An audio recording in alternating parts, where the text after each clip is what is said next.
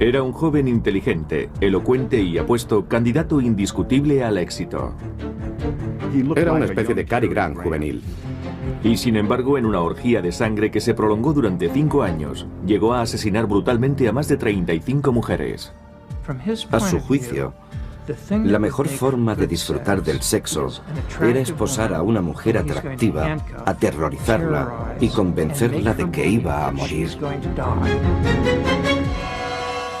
Ted Bundy. Sure, I get angry. Very, very angry and indignant. I don't like being locked up for something I didn't do, and I don't like my liberty taken away, and I don't like being treated like an animal, and I don't like people walking around and ogling me like I'm some sort of weirdo, because I'm not.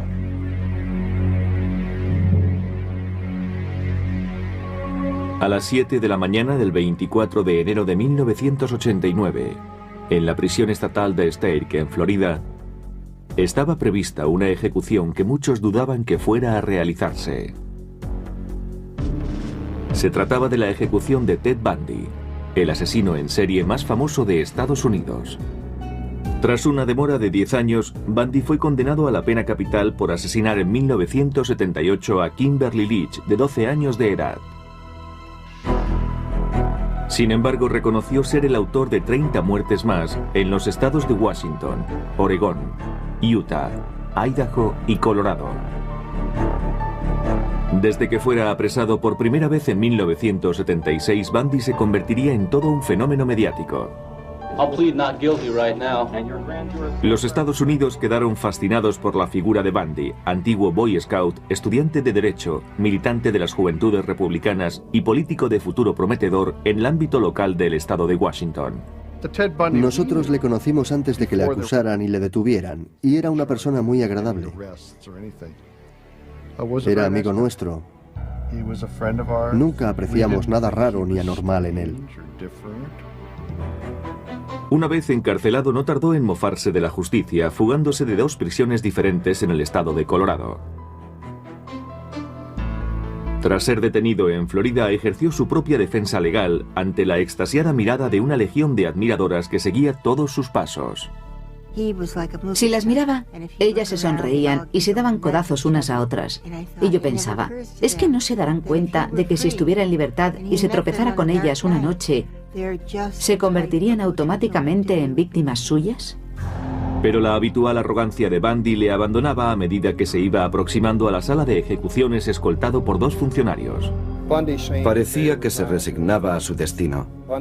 Se quedó embobado mirando la silla eléctrica.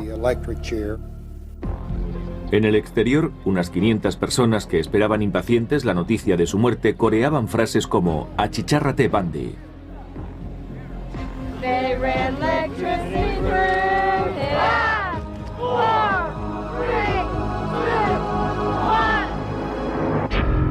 A las 7:16, el verdugo apretó el botón. 2000 voltios recorrieron el cuerpo de Bundy.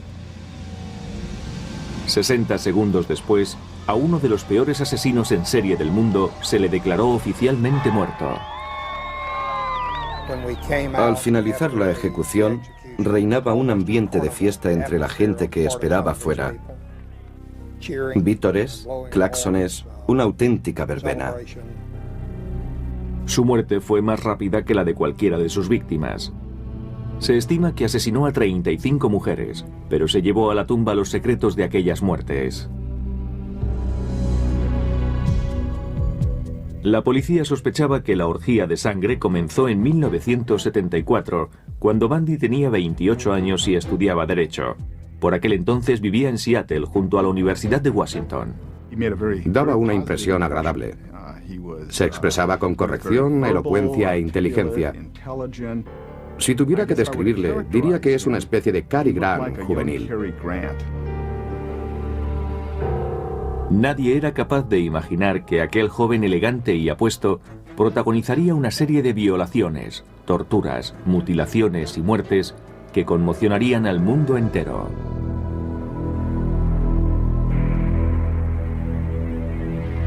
Pasadas las 12 de la noche del 4 de enero de 1974, Ted Bundy se acercó a la casa donde vivía Johnny Lenz, estudiante de la Universidad de Washington, de 18 años de edad. Accedió al interior de la vivienda a través de una ventana y una vez dentro golpeó salvajemente a su víctima con una barra de hierro cuando ésta estaba dormida. A la mañana siguiente el cuerpo de Johnny fue hallado en medio de un charco de sangre, con un trozo de madera procedente de la cabecera de su cama introducido a presión en la vagina. Bundy eligió a Johnny por una razón muy concreta. Poseía ciertas características físicas comunes a todas sus víctimas. Llevaba el pelo largo, peinado con la raya al medio.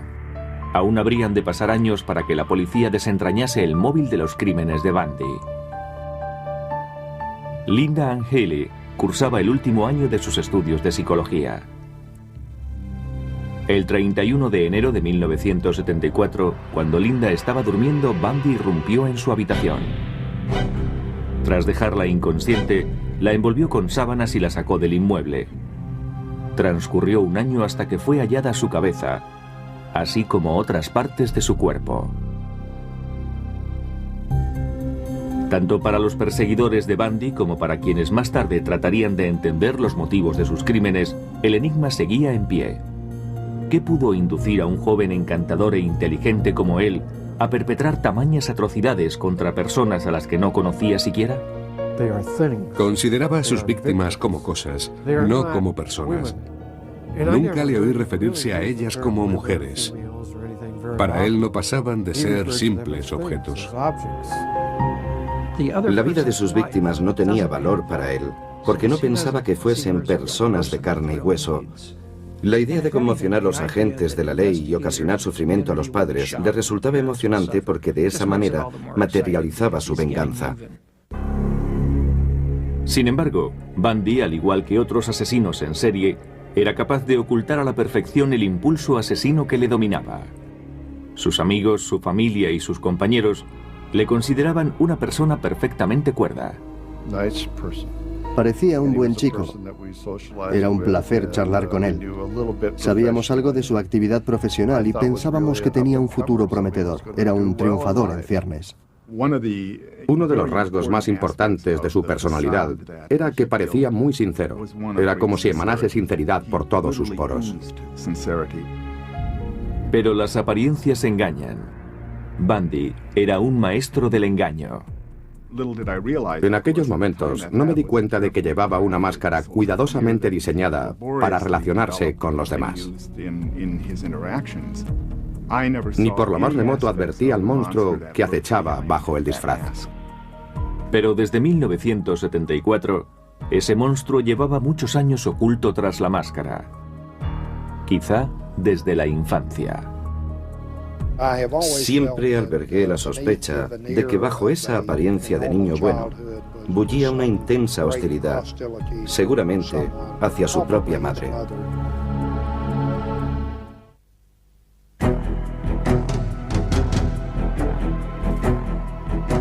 La versión policial es que en 1974, en la ciudad de Seattle, Ted Bundy dio comienzo a una oleada de espeluznantes crímenes que se prolongó durante más de 5 años a lo largo y ancho de Oregón, Utah, Idaho, Colorado y Florida. Su sadismo acabó con la vida de al menos 35 muchachas. Al ser detenido en 1976, una de sus defensoras más tenaces resultó ser su madre, Louise Bundy. Permaneció al lado de su hijo hasta que fue finalmente ejecutado en 1989. My Christian upbringing tells me that to take another's life under any circumstances is wrong.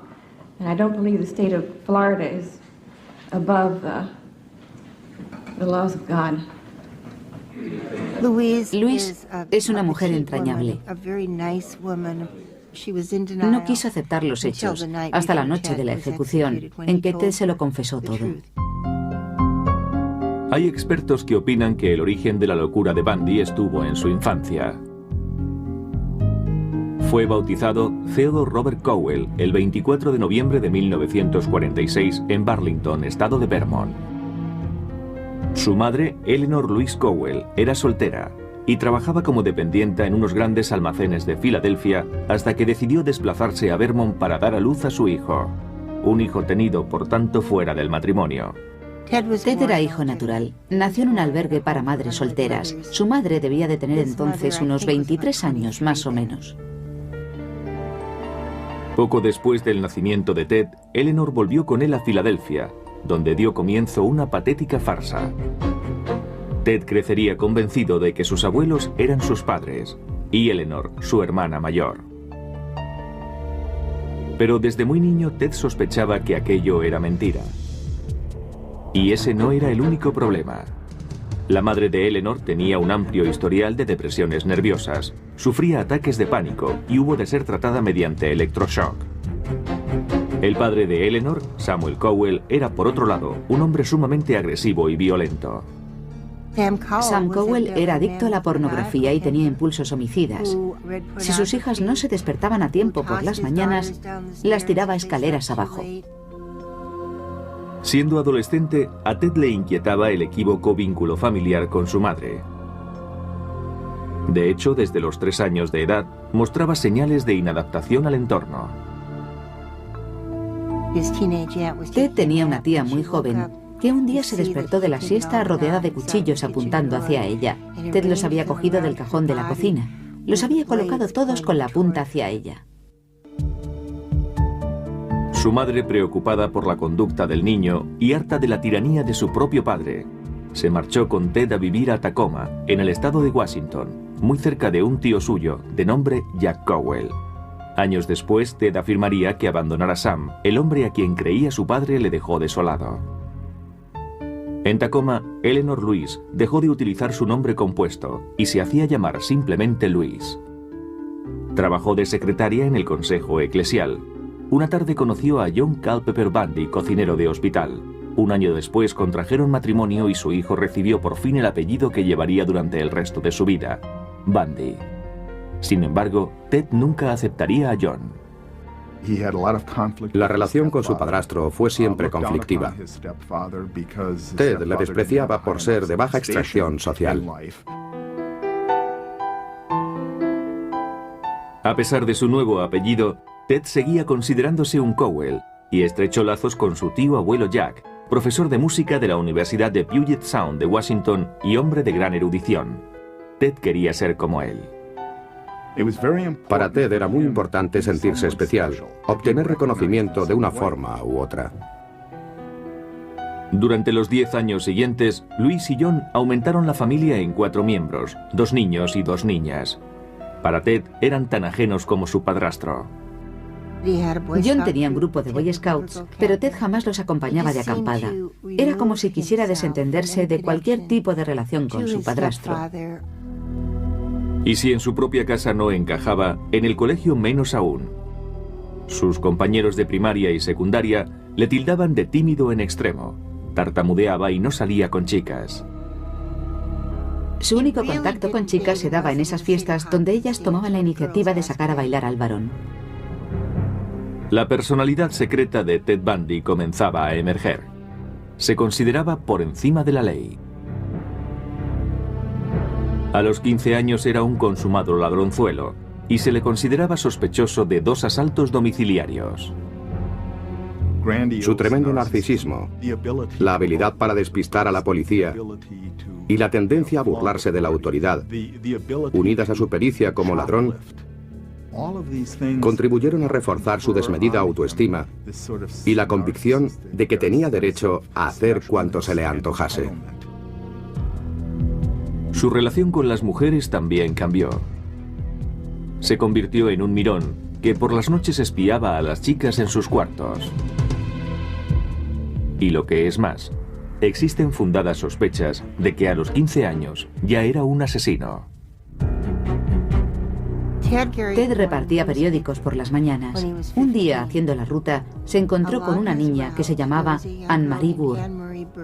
Anne-Marie tenía 8 años. Ted conocía a Anne-Marie de cuando ella iba a dar clases de piano con su tío abuelo Jack. El 31 de agosto de 1961, Anne-Marie desapareció de su domicilio.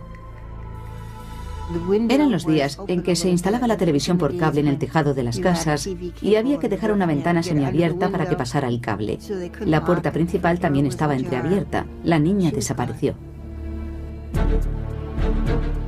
La búsqueda de Anne-Marie reunió a 800 soldados, amén de policías y voluntarios.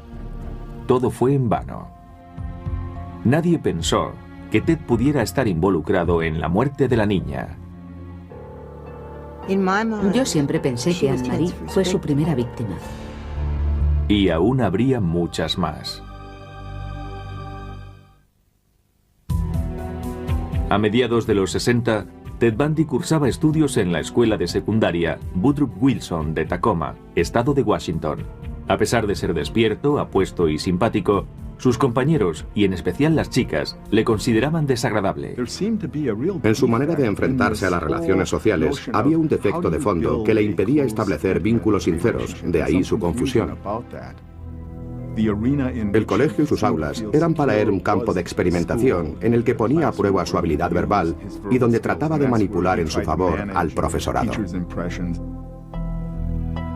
En 1965 finalizó sus estudios preuniversitarios con la calificación de notable. El año siguiente se matriculó en la Universidad de Puget Sound, pero en el campus se sentía anónimo y desorientado. Teddy notaba que no encajaba. Allí adoptó su fachada de distinción y sofisticación. En 1967, continuando con su farsa, Ted solicitó el traslado al aula de cultura asiática de la Universidad de Washington, donde estudió chino. Comenzó a fraguar su nueva personalidad. El Ted del pasado había sido tímido y retraído. El actual iba a ser ingenioso, atractivo y seguro de sí mismo. La farsa resultó ser provechosa. En la universidad conoció a Stephanie Brooks. Le impresionó particularmente su media melena con la raya al medio. Era de buena familia, sofisticada y afable. Justo lo que Ted ansiaba ser. Ted se dijo, es perfecta, guapa y rica. Creo que la quería bastante, dentro de sus posibilidades. Permanecieron juntos durante un año. Era la primera vez que Ted tenía una relación íntima con una mujer. Se había enamorado de ella. Pero para Stephanie eran solo novios de universidad, sin ningún futuro como pareja. Consideraba inmaduro a Ted. Ted estaba obsesionado por ella, pero Stephanie le dijo que el romance había acabado. Ella le dijo que no llegaría a nada, que carecía de ambición, que no sabía arreglárselas, que le faltaba un proyecto de futuro. Ted quedó desolado. Abandonó sus estudios y decidió marcharse a Filadelfia a ver a los suyos. Su visita obedecía a un propósito. Necesitaba la respuesta a la pregunta que tanto le inquietaba. ¿Quién era él? Tras examinar el registro civil de Filadelfia, se traslada a Burlington, en Vermont. En el ayuntamiento confirmó sus antiguas sospechas. Descubrió que su madre era en realidad la mujer que se había estado haciendo pasar por su hermana mayor. Debe ser tremendo descubrir que los auténticos orígenes de uno no tienen nada que ver con lo que siempre había creído. Su percepción de la propia identidad debió de tambalearse. Debió quedarse perplejo al descubrir que era hijo ilegítimo. Se sintió vilmente traicionado por una mujer, su madre. Y en un momento en el que aún se estaba tambaleando a causa del rechazo por parte de su primera novia.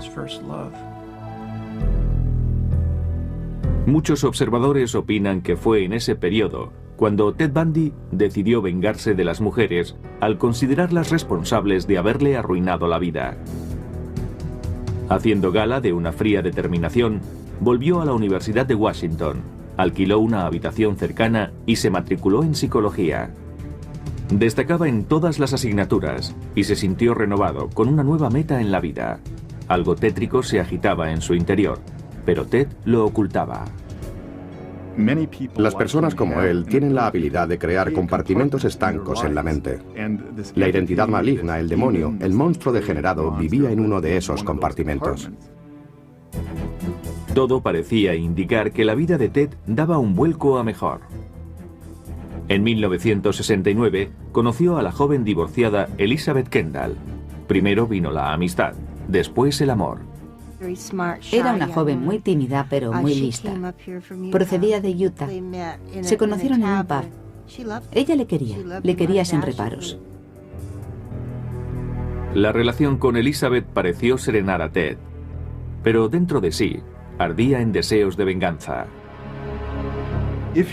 Si tu personalidad más íntima es negativa y la envidia te corroe, necesitas destruir la belleza que ves en los demás. Y la primera de la lista era Stephanie Brooks. Aún se veían en secreto porque Ted albergaba la esperanza de enamorarla de nuevo, para después rechazarla y despreciarla como ella hizo con él. Para crearse una imagen de hombre respetable, se dedicó a la política activa, participando en la campaña de reelección del gobernador. Yo le consideraba inteligente. Se le daba bien la política y era muy afable. En 1971, a la edad de 25 años, Bundy dedicaba su tiempo libre a disuadir a los suicidas en el teléfono de la Esperanza de Seattle. A su lado trabajaba la futura escritora Anne Rule. Era cariñoso y se le daba bien conversar por teléfono. Resulta paradójico que salvásemos tantas vidas juntos. Si en ese momento alguien me hubiera dicho lo que se escondía tras una fachada tan gentil, le hubiese contestado que estaba loco. Además, trabajábamos los dos solos en un caserón victoriano de 4 pisos que recordaba el de la película Psicosis. Yo no percibía ninguna amenaza en Ted Bundy. En 1972, Stephanie, la primera novia de Ted, seguía siendo protagonista de sus anhelos. Durante un viaje de trabajo a San Francisco, se reunió con ella. El nuevo Ted Bundy la dejó sin aliento. Se enamoró locamente de él y accedió a casarse. En cuanto ella asintió, él la rechazó con desprecio. 2 días después, el 4 de enero de 1974, Ted Bundy iniciaría una larga serie de brutales asesinatos que se prolongaría durante 5 años, ante el espanto de todo el país. La mayoría de sus víctimas compartían una característica. Sus víctimas predilectas eran mujeres de mediana estatura, de pelo largo y peinado con la raya en medio, bastante agraciadas físicamente. Todas se parecían a Stephanie Brooks.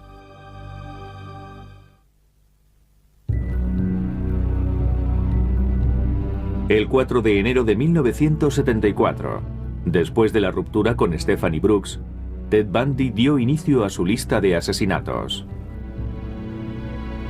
Durante los 6 meses siguientes, 8 mujeres desaparecieron de los campus universitarios de Washington, Utah y Oregón. Estoy seguro que estaba a las 24 horas del día buscando víctimas.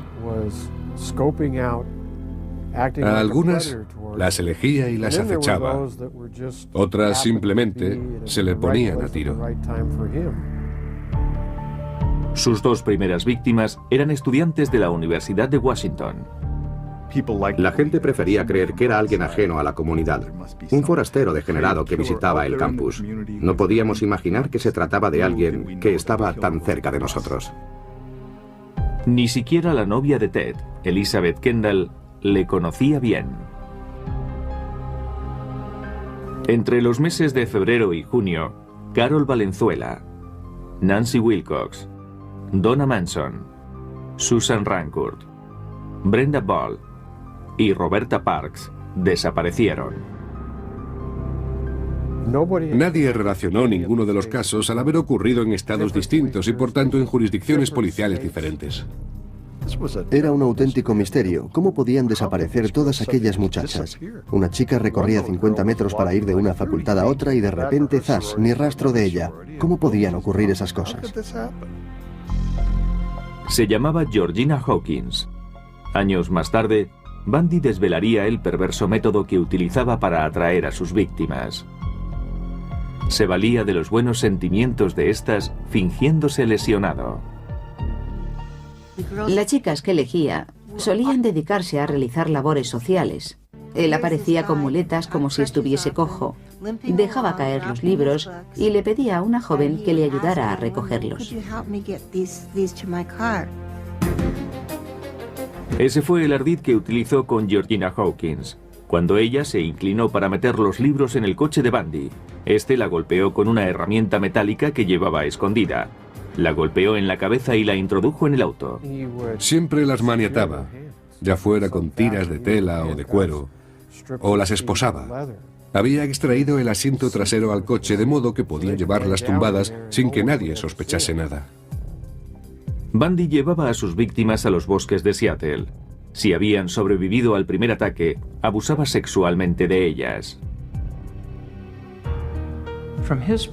A su juicio, la mejor forma de disfrutar del sexo era esposar a una mujer atractiva, aterrorizarla y convencerla de que iba a morir.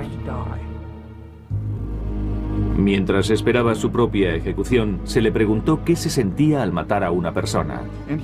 Y contestó que asesinar no tiene nada que ver con la lujuria ni con la violencia, sino con la posesión. Cuando sientes que la víctima exhala su último aliento, la miras a los ojos. En ese instante, eres Dios. Cuando terminaba, se deshacía de los cadáveres en el bosque para volver más adelante. Volvía una y otra vez a la escena del crimen, no solo para eliminar pruebas y esas cosas, sino para ensañarse con los cadáveres. Sospechamos que en cierta ocasión se llevó un cadáver a casa porque la víctima en cuestión estaba maquillada de una manera totalmente inusual en ella. Bundy maquilló a la muchacha muerta para hacerla más atractiva, aunque en realidad le daba igual porque también profanaba sexualmente cadáveres en descomposición. Los psiquiatras que estudiaron a Bundy le consideraron un caso único, pues aunaba dos tipos de aberración al mismo tiempo. Era sádico y a la vez necrófilo.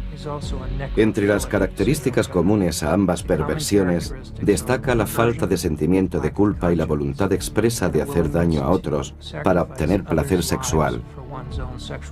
No hay mucho más que añadir.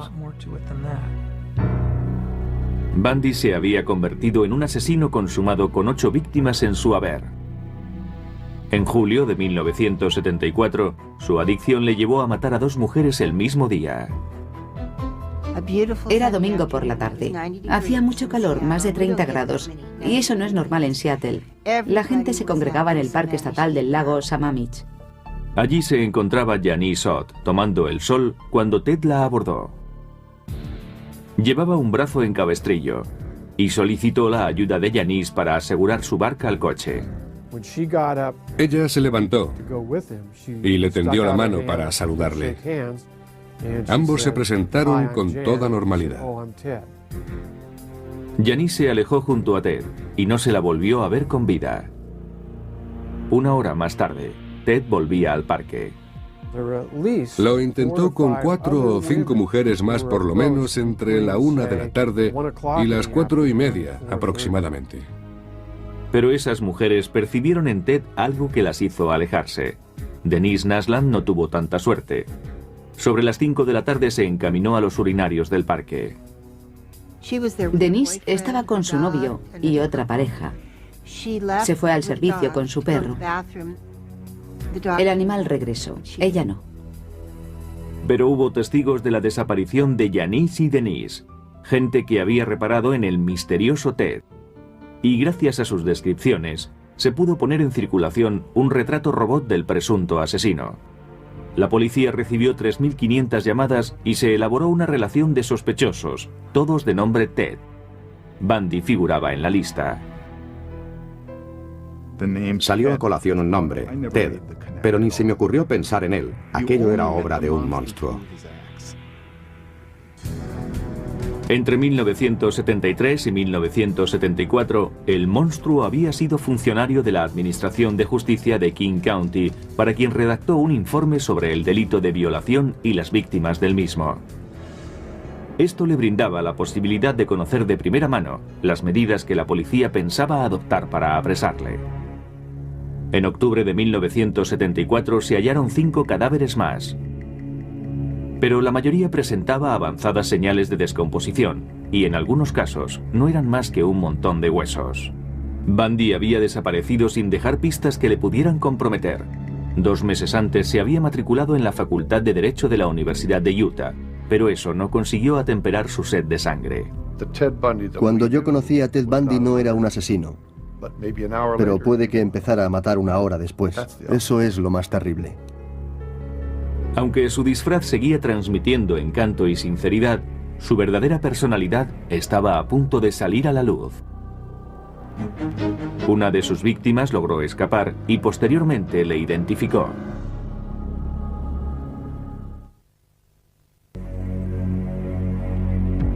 A principios del mes de noviembre del año 1974, Bundy había asesinado ya al menos a 11 mujeres en Oregón y a 2 más en Utah, donde ahora residía. Paralelamente estudiaba Derecho en la Universidad de Utah. De no haber sido por la obsesión de matar, seguro que hubiera llegado a ser un brillante abogado. Los asesinos en serie matan por adicción. Y siempre se convierte uno en adicto de la misma manera.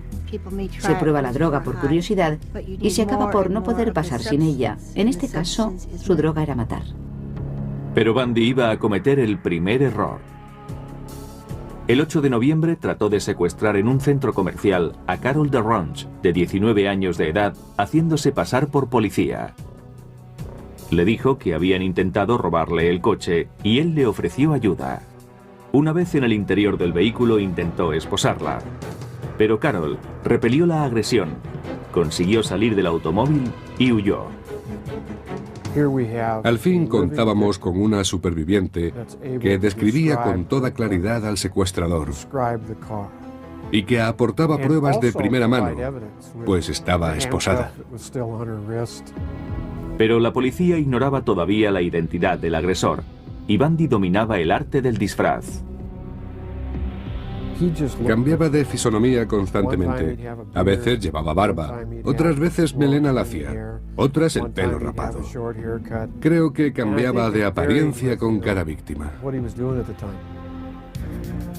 A principios de 1975, Bundy amplió su radio de acción a Utah, Idaho y Colorado. Mató a 8 mujeres entre enero y agosto, pero no existía relación aparente entre los crímenes. Desde julio de 1974, la lista de la policía había quedado reducida a 200 individuos llamados Ted. Bundy figuraba entre los 200, pero nadie sospechaba abiertamente del estudiante de Derecho. Se empieza a vertir un denominador común en todas las desapariciones. Los asesinatos presentan el mismo patrón. La suerte estaba a punto de abandonar a Ted Bundy. En Utah, el 15 de agosto, un policía de tráfico le ordena que se detenga por conducir de manera imprudente y procede a registrar el vehículo. El agente encuentra entonces una bolsa que contiene una barra de hierro, unas esposas y un pasamontañas. Llevaba el Museo de los Horrores a cuestas. Bundy es detenido inmediatamente bajo sospecha de asalto. Más tarde se le intervendrían mapas y tickets de gasolinera que le relacionaban con los escenarios de los crímenes de Colorado. Como colofón, Carol DeRonch le identifica como su agresor. Nos quedamos de piedra, no nos lo podíamos creer. Nos pusimos de su lado e incluso decidimos reunir dinero para su defensa. No nos lo podíamos creer, no podía ser él. El 23 de febrero de 1976, Bundy es procesado por sus asesinatos. Durante el juicio está convencido de que será declarado inocente. Pero en el estrado, Carol DeRonch relató los terribles momentos que había pasado junto a Bundy y lo identificó como su agresor. Fue declarado culpable y condenado a 15 años de prisión. Durante su reclusión continuaron las pesquisas y se le relacionó con el asesinato de Karen Campbell en Colorado. Pero Bundy continuaba impertérrito a pesar de verse convertido en acontecimiento mediático. Ever physically harmed anyone? No. No. Again, not in the context, I think, that you're speaking of. Ted estaba tan seguro de sí mismo que rayaba en la arrogancia. Y eso que le acusaban de asesinato. En abril de 1977 se le traslada a Colorado en espera de juicio. Bundy despidió a sus abogados y consiguió permiso para defenderse a sí mismo ante el tribunal. Bundy confiaba ciegamente en su inteligencia y en su habilidad para manipular y derrotar al sistema judicial. Aunque eso significara evitar la vista. 2 meses más tarde, saltó por la ventana de la biblioteca del juzgado, situada en un segundo piso, y se dio a la fuga. Fue apresado 6 días después, pero no permanecería preso mucho tiempo. I've matured in the past year. Believe me, I've grown in the past year, and I've learned a lot of things about myself in the past year. My only misgivings is that I might never be in a position to apply it, on the streets where I'd like to apply it. Nada más lejos de la realidad. La Nochevieja de 1977, Ted Bundy se deslizó por el conducto de ventilación de la prisión de Colorado y se fugó por segunda vez. Pasó por encima de su propia celda, sobrepasó el cuarto de vigilancia y se encontró en medio de la ventisca. Ted Bundy estaba libre para seguir matando. Ted Bundy había realizado una espectacular fuga que le conduciría hasta Florida. Era, para su propia jactancia, uno de los delincuentes más buscados por el FBI. Seguro que eso le encantó. Yo siempre decía que la infamia se encarnó en Ted. Cambió de nombre, se dejó barba y se instaló en Tallahassee, dedicándose a pasear por el campus de la Universidad del Estado de Florida. Creo que llegó a la ciudad alrededor del 8 de enero, decidido a, según confesaría más tarde, no dar ni un paso en falso. Pero su resolución se tambalearía. Apenas pasada la medianoche del 15 de enero de 1978, tan solo 2 semanas después de la fuga, Bundy penetró sigilosamente en la sede de la Hermandad Universitaria Chi Omega. Recorrió habitación tras habitación sin despertar a sus ocupantes. Apaleó, violó y asesinó a Lisa Levy y a Margaret Bowman. Agredió hasta casi matar a sus compañeras de cuarto, Karen Chandler y Kathy Kleiner. Creo que entró allí con el propósito de matar a todas las mujeres que viera. Pero sus desmanes no acabaron ahí. Irrumpió en el apartamento de Cheryl Thomas a menos de medio kilómetro de distancia y se ensañó con ella. Pero contra todo pronóstico, Cheryl sobrevivió. Fue la 5ª víctima de Bundy aquella noche. No es que fuera incapaz de sentirse culpable por lo que había hecho, es que creía tener derecho a hacerlo, ya que las mujeres le habían tratado mal, ¿por qué no pagarles con la misma moneda? Volvería a matar 3 semanas después. Su víctima en esta ocasión fue Kimberly Leach, de 12 años, muy querida por sus compañeros de clase. Kimberly fue secuestrada, brutalmente agredida y asesinada. Sin embargo, el reinado de terror de Bundy se acercaba a su fin.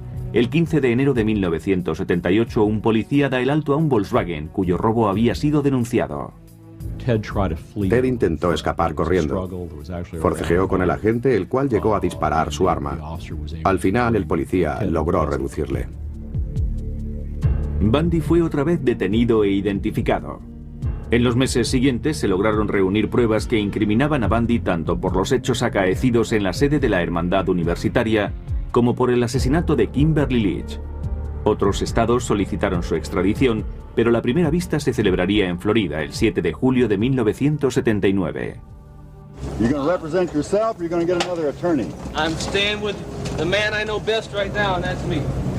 Bundy realizó su propia defensa en el juicio por los asesinatos de la Hermandad Chi Omega. Tomó declaración a los testigos e hizo las exposiciones pertinentes. Yo actué con un criterio estrictamente profesional. Pero en el momento de interrogar a un agente de policía acerca de la escena del crimen, los miembros del jurado atisbaron horrorizados al auténtico Ted Bundy. Cuando se acercó a las personas que componían el jurado, Estas se reclinaron en el asiento. Le pidió a la gente que describiera con todo lujo de detalles lo que vio al apartar las sábanas. En ese momento, a ninguna de las personas de la sala o que seguían la vista por televisión, a nadie le quedó ninguna duda de que lo que ese hombre quería era revivir sus atrocidades. 2 semanas después, Bundy fue condenado a la pena máxima por los asesinatos de Lisa Levy y Margaret Bowman. En enero de 1980, Bundy fue juzgado por el asesinato de Kimberly Leach. Una vez más, fue sentenciado a muerte. Pero la ejecución se demoraría por algún tiempo. Durante los 9 años posteriores, Bundy apeló en numerosas ocasiones y engañó a la muerte utilizando subterfugios de última hora ante la inminente ejecución de la sentencia. Pero al fin, tras incontables apelaciones, se fijó la fecha de su ejecución para enero de 1989. Con objeto de retrasar la ejecución, propuso a las autoridades su colaboración en el esclarecimiento de casos aún no resueltos que también le eran atribuibles. Comenzó a dar información con cuentagotas para captar la atención de los investigadores. Después les decía que necesitaba más tiempo, que no aguantaba más, que tenían que convencer a las autoridades de Florida de que le concedieran más tiempo para que pudiese facilitar más detalles. Fue una estratagema desesperada. Estaba quemando el último cartucho. Sin embargo, estoy seguro de que Bundy, hasta la misma mañana de su ejecución, se creyó capaz de retrasar lo inevitable. Pero fue en vano. El 24 de enero de 1989, a la edad de 41 años, Ted Bundy, el joven elocuente y apuesto, capaz de alcanzar cualquier meta, que decidió, sin embargo, dar rienda suelta a sus monstruosos instintos asesinos, fue ejecutado en la silla eléctrica. El meollo del asunto es cómo recordar no a Ted Bundy, sino a aquellas muchachas en la flor de la vida, con apenas 19 o 20 años. El mundo era de ellas, y el futuro también.